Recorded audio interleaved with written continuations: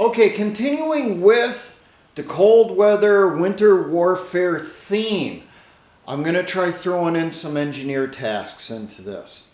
So the first one I'm going to put in there is winter wire obstacles.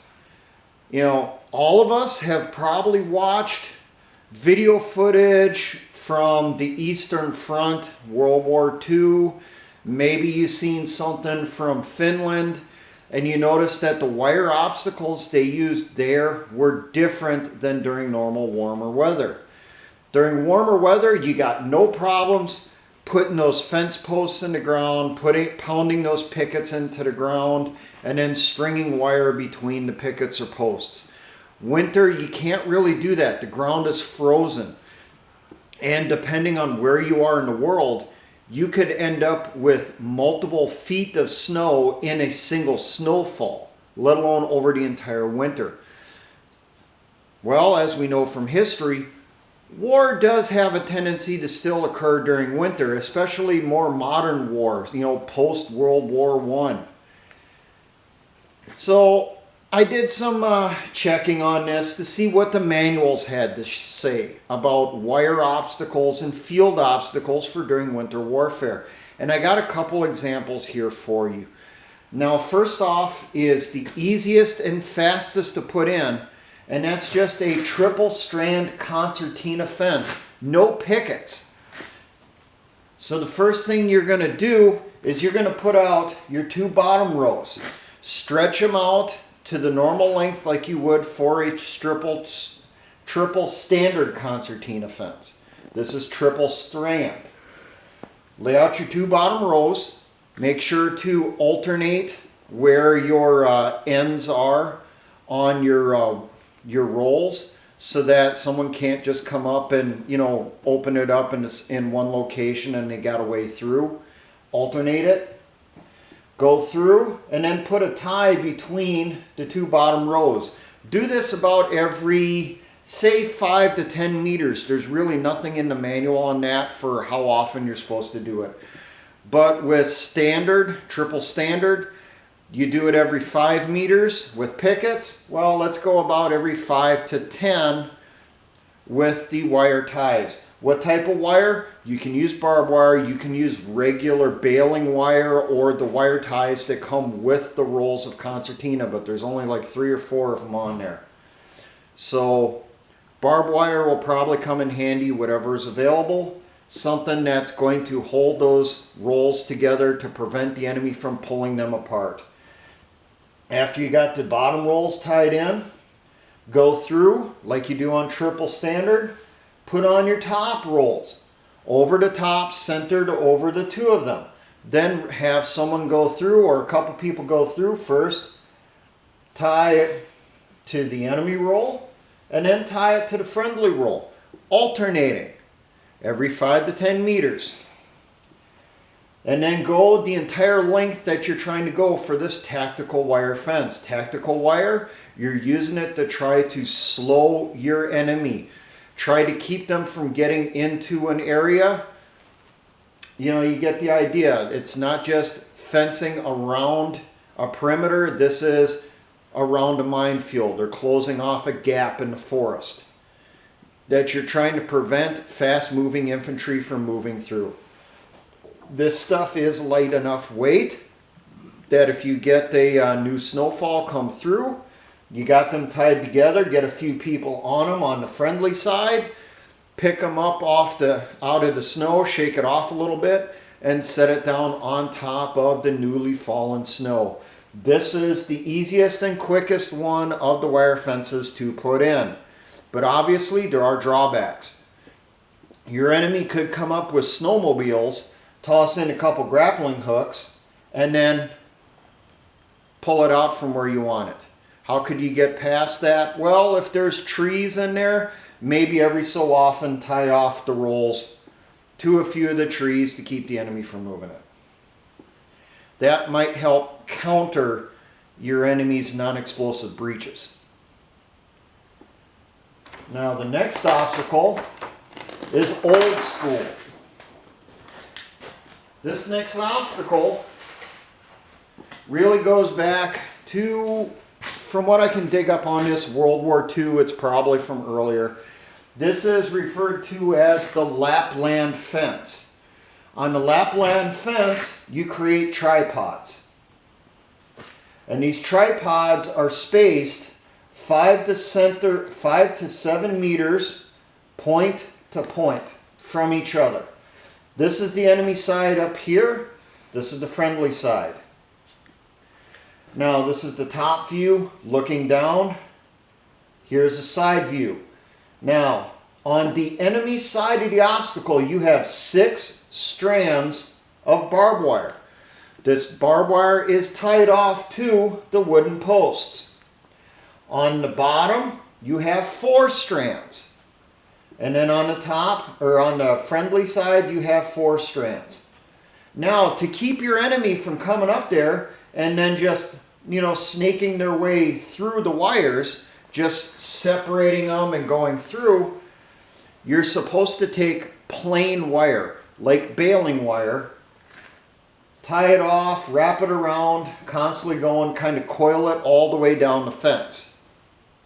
Why use that instead of barbed wire? Well, you got to get those bottom strands, which are going to be right down on the snow. Barbed wire is a really big roll, where a roll of baling wire or something similar is a lot easier to, feed in right over the snow, blow those wires. You do that so the enemy can't come in, like I said, and separate them and come through. Now the length of each pole is about 2 meters, so about 6 to 7 feet. Doesn't have to be perfect. It's going to be a guesstimate in the field. It's not like you're going to be taking out a tape measure, making sure that it's exactly 2 meters. You're going to go kind of a guesstimate on it. You don't want to go too short, don't want to go too long. Shoot for 6 to 7 feet per length. Now, how this gets constructed, and I'm going to piece it together with some wood here.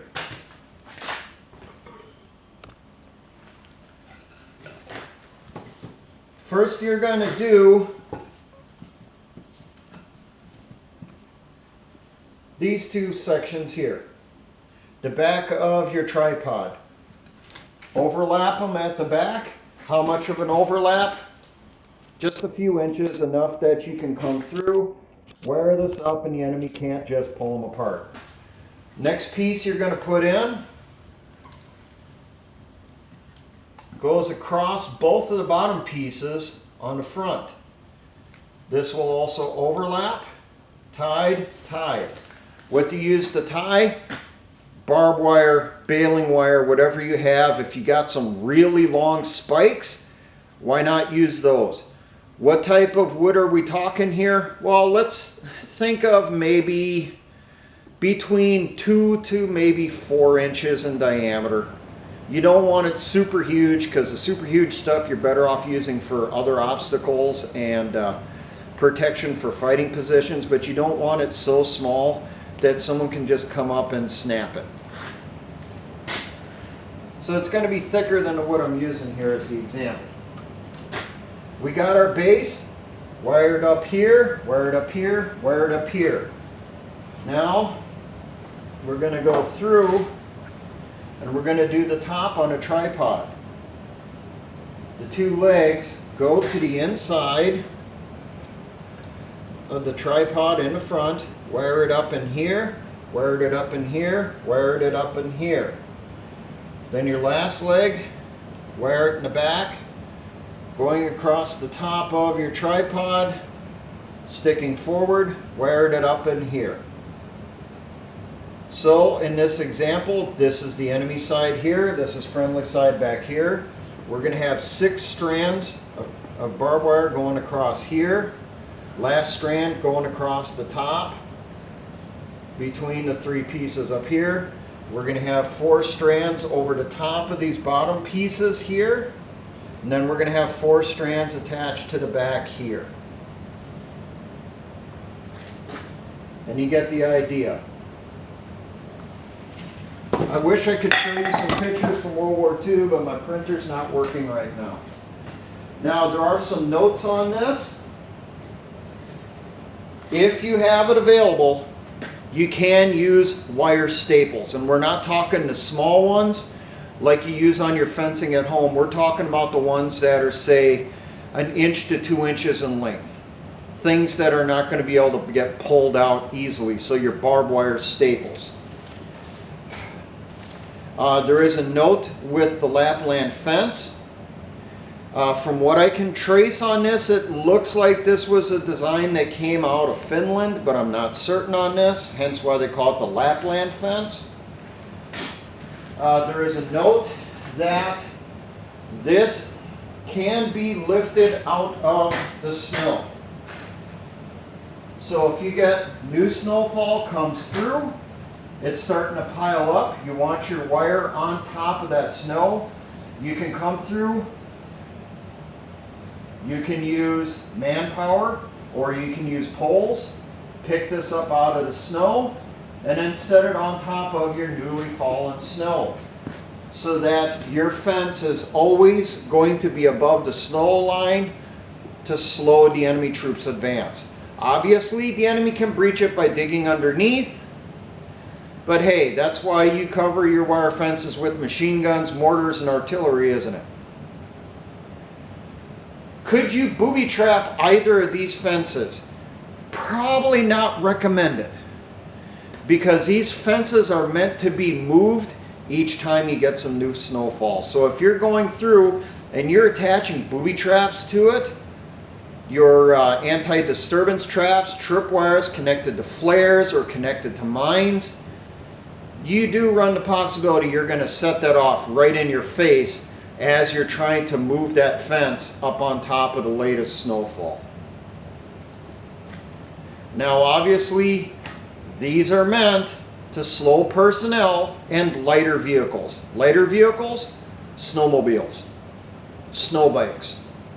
It's not going to slow a tank, even though a tank has a hell of a time trying to get through the snow. It's not going to slow a SUSV or a snowcat or any of those other types of vehicles. This is meant to slow infantry, dismounted troops trying to move through quickly. Now, for all my engineer brothers and the Patriot militia movements, always remember essayons.